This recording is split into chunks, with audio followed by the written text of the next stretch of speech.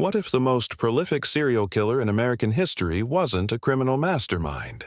Wasn't wealthy, and wasn't even taken seriously? Samuel Little murdered for decades, and almost no one noticed. Samuel Little was born in 1940 and spent most of his life drifting. He was homeless at times, worked odd jobs, and moved constantly across the United States. Police arrested him again and again for assaults, theft, violence, but he was always released. He didn't look intelligent. He didn't look organized. And because of that, he was underestimated. That mistake cost lives. Little targeted people society often ignores those living on the margins, with few protections and fewer advocates. He traveled constantly, crossing state lines long before databases were connected. Victims were written off as overdoses, accidents, or disappearances no one followed up on.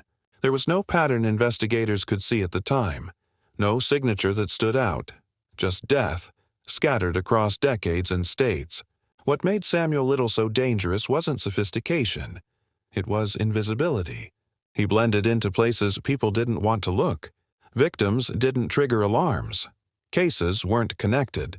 Even when arrested for violent crimes, he was often released due to lack of evidence or resources. He later admitted something chilling. He knew no one was really tracking him. And he was right. In his later years, while serving time for unrelated crimes, Samuel Little began to talk. He confessed to dozens of murders. Then more again. To prove it, he drew detailed portraits of victims from memory. Faces investigators later confirmed as real, missing, or unidentified people. The number kept climbing.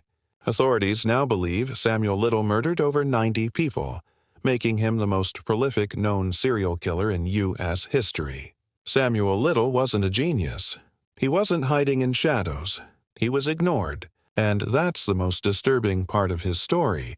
The deadliest killer in America didn't succeed because he was smart. He succeeded because no one was paying attention.